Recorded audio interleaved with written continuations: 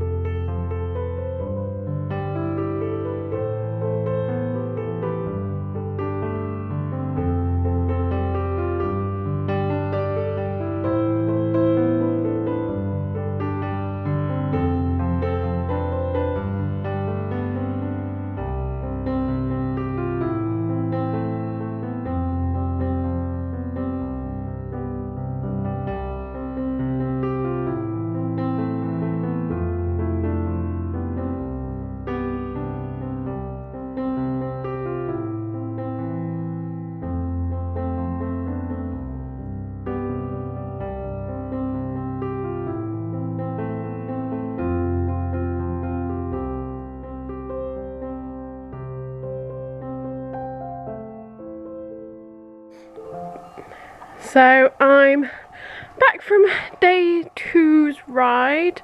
Don't feel that much more tired. I find I'm recovering quite quickly actually after cycling, which is good. And I'm quickly getting back into the swing of things.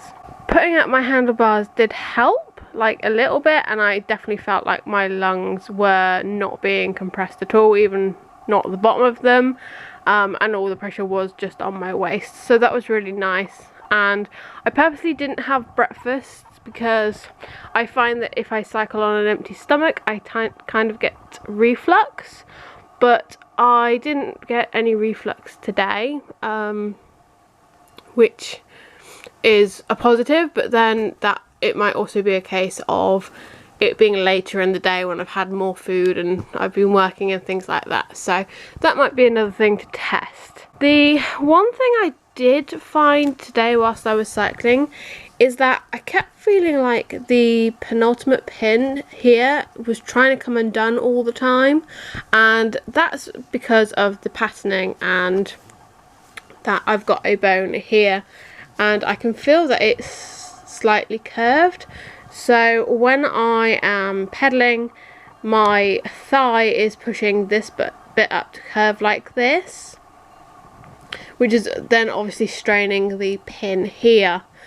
But that's quite an easy patterning fix. You either have the bottom edge go like that and over the front hip, or you can do something similar to Isabella from prior Attire. Stop the bones kind of up here and put either cording or elastic in this bit here so that it can bend and collapse without affecting the bones, and hopefully without putting strain on the pins here. For now I'm obviously just going to stick with this corset. I do have on my kind of Fantasy Island future list either a skeleton corset or a corset with cording over this bit here. So that's it for day 2, and I will see you tomorrow when I will actually take you along with me on my route.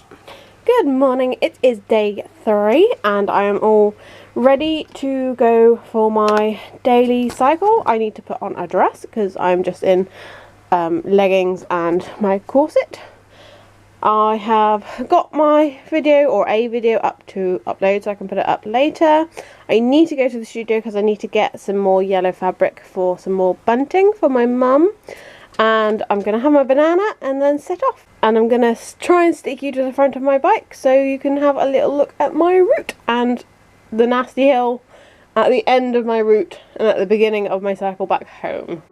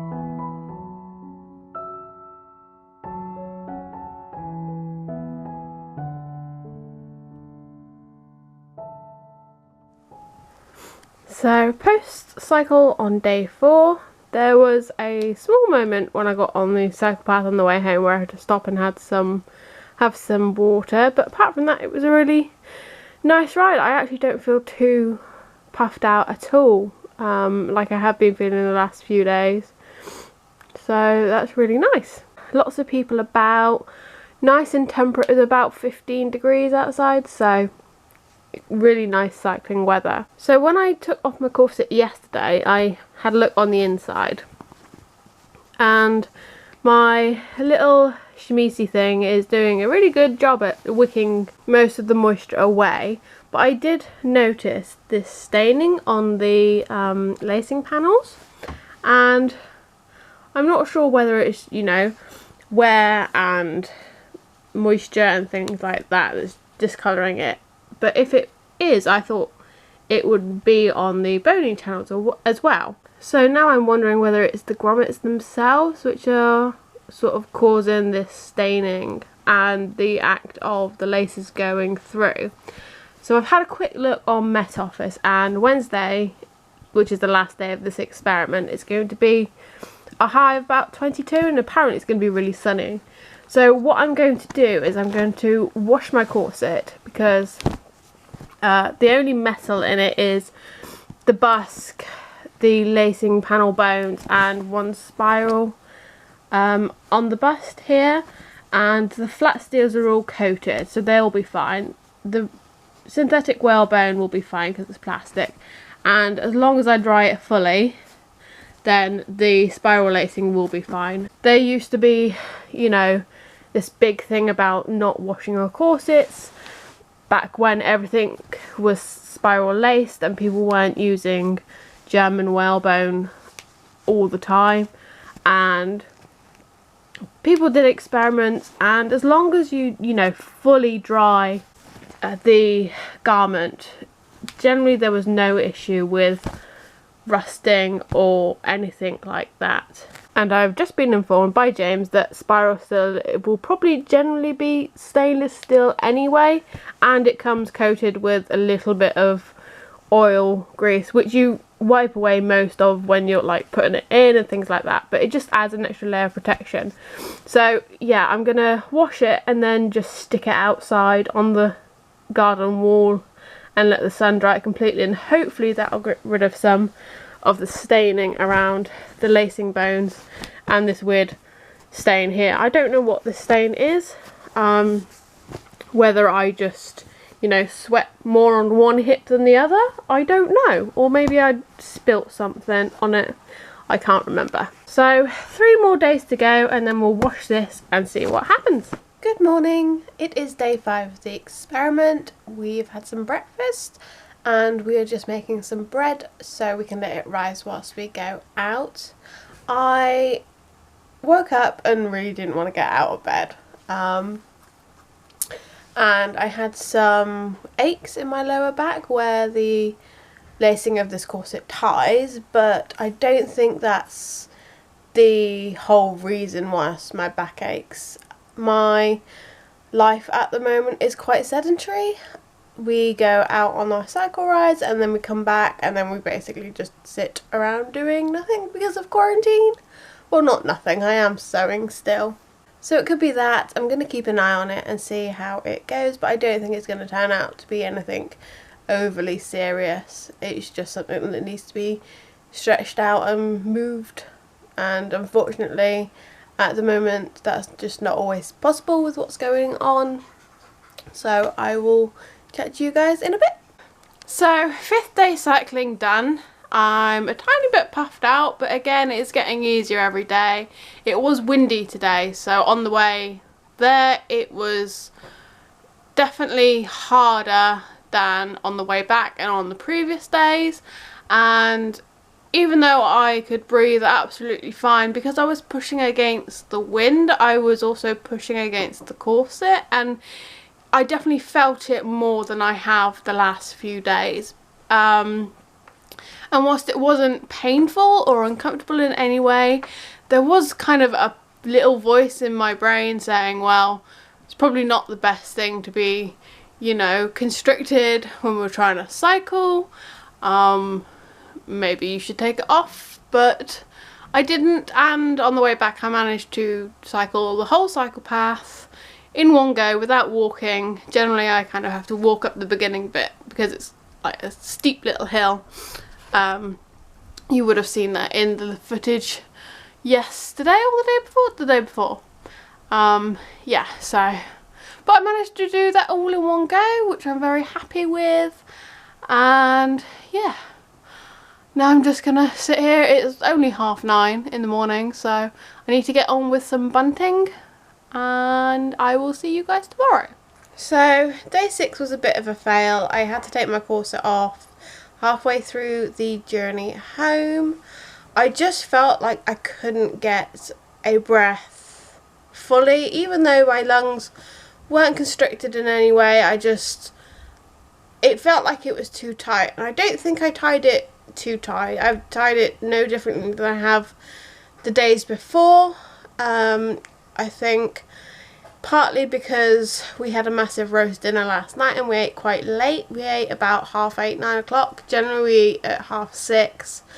And I also had a couple of glasses of red wine, and I think that also contributed to some really vivid dreams I had. They weren't bad dreams, they were just really vivid and kind of took a lot of effort and energy. So I woke up really, really tired. So I'm a bit annoyed that that happened, because I thought, you know, day 6 would be absolutely fine. It was quite breezy, so I thought it would just be like yesterday where it took a bit more effort, but you know, it would be fine, and it wasn't. But I think sometimes you just have to accept that there'll be days when you're just not up to it and you just can't, you know, do the whole corset thing. And unless you're used to living 23/7 in a corset, which I'm not, I've never been that kind of person. So there are days when I'll just be like, I don't feel like wearing a corset because I'm just not up to it. I'm tired and I don't want to. So yeah, a bit annoyed, but we'll see what tomorrow brings. On day 7, I did a shorter ride as the weather was quite warm, but I had no issues with the corset. I spent most of the time trying to keep my hat from blowing away. So what did we learn? We learned that wearing a corset should not hinder your everyday activities, and whilst I wouldn't recommend it for the Tour de France, a well-fitted piece doesn't greatly hinder lung capacity. We also learned how important it is to listen to your body. If you're uncomfortable, then take it off. There are many sources about diet and exercise and corset wearing, which I will link in the description for you. Whilst you're down there, if you want to like, comment and subscribe, that would be really helpful, and I'll see you in the next video.